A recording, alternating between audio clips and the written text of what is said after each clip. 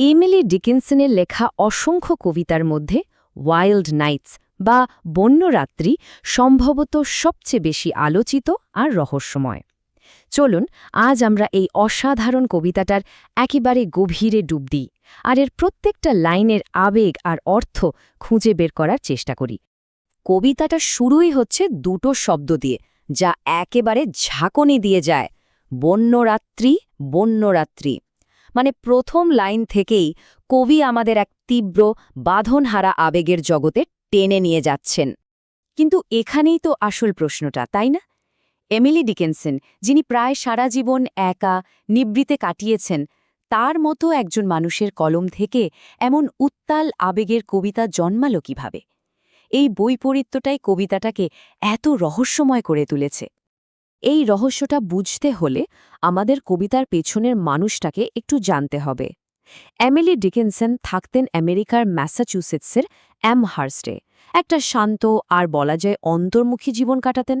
মানে বাইরের জগতের কোলাহল থেকে একদম দূরে নিজের গড়া জগতেই তিনি থাকতেন। কিন্তু এই যে শান্ত একাকী জীবন, এর আড়ালেই ছিল এক অবিশ্বাস্য সৃষ্টিশীল মন। ভাবা যায় তিনি তার জীবনে প্রায় ১৮০০র মতো কবিতা লিখেছেন। এই সংখ্যাটাই তো বলে দেয় যে তার ভেতরের জগৎটা আসলে কতটা সমৃদ্ধ আর গতিময় ছিল। আর সবচেয়ে অবাক করার মতো ব্যাপার হল, তার এই অসাধারণ কবিতাগুলোর প্রায় সবগুলোই তার মৃত্যুর পরে খুঁজে পাওয়া যায় আর তারপর ছাপা হয়। ঠিক তার জীবনের মতোই তার কাজগুলো যেন পৃথিবীর চোখের আড়ালেই ছিল, আর এটাই তাকে আর তার কবিতাকে আরও বেশি রহস্যময় করে তোলে। আচ্ছা, তো চলুন আবার সরাসরি কবিতায় ফেরা যাক। প্রথম স্তবকে কবি একটা দারুণ রূপক বা মেটাফর ব্যবহার করেছেন, হৃদয়ের এক সমুদ্রযাত্রা। এই যাত্রার ছবিটা ব্যবহার করে তিনি ভালোবাসার তীব্র অনুভূতি আর তার গন্তব্যের কথা বলছেন। এখানে কবির মনের আকুতিটা একদম স্পষ্ট। তিনি বলছেন যে যদি ভালোবাসার মানুষটার সাথে থাকত, তাহলে এই উত্তাল বন্য রাতগুলো আর ভয়ের কিছু থাকত না, বরং এগুলো হয়ে উঠত এক ধরনের বিলাসিতা। মানে এমন একটা কিছু যা খুব দামি, খুব সুন্দর আর সবার পাওয়ার সৌভাগ্য হয় না। এই যে উত্তাল সমুদ্র যাত্রা, এর শেষটা কোথায়? এর শেষ হল একটা পোর্ট বা বন্দরে। কবিতায় এই বন্দর কিন্তু শুধু জাহাজ থামার একটা জায়গা না, এটা হলো নিরাপত্তা, শান্তি আর বিশ্রামের একটা প্রতীক। কবির মনে হচ্ছে তার হৃদয় ভালোবাসার মানুষটার মধ্যে সেই নিরাপদ আশ্রয়টা খুঁজে পেয়েছে, যেখানে সব দৌড়ঝাঁপ শেষ হয়।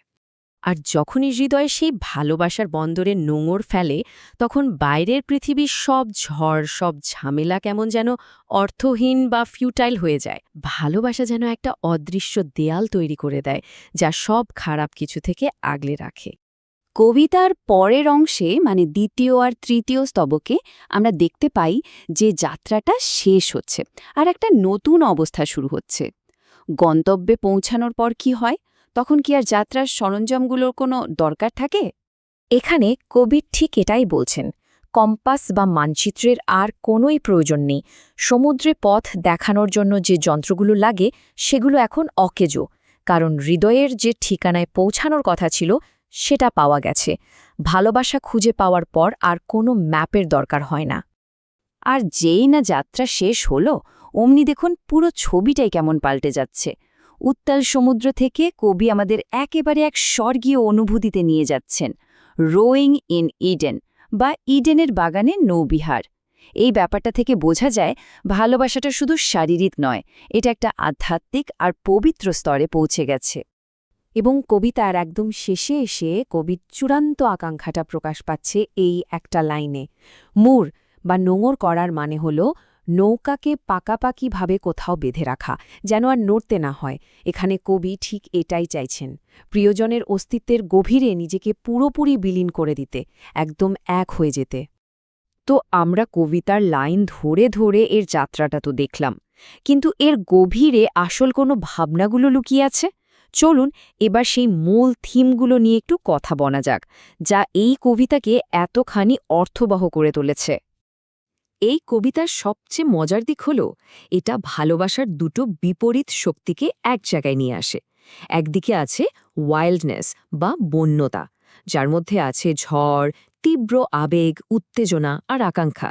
আবার অন্যদিকে আছে সিকিউরিটি বা নিরাপত্তা, যা হলো বন্দর, শান্তি আর বিশ্রামের মতো। ডিকেনসন যেন বলছেন, সেরা ভালোবাসা হলো এই দুটো জিনিসের একটা দারুণ মিশ্রণ। এই দুটো মূল ভাবনার পাশাপাশি আরও কয়েকটা গুরুত্বপূর্ণ জিনিস কিন্তু চোখে পড়ে, যেমন তীব্র আবেগময় ভালোবাসা, প্রিয়জন কাছে না থাকার কারণে যে আকুলতা তৈরি হয় সেটা। আবার ইডেনের মতো শব্দ ব্যবহার করে একটা আধ্যাত্মিক ছোঁয়াও দেওয়া হয়েছে। আর সব মিলিয়ে জাগতিক সব ঝড়ঝাপটা থেকে পালিয়ে ভালোবাসার মধ্যে একটা পরিপূর্ণতা খুঁজে পাওয়ার আইডিয়াটাও খুব শক্তিশালী।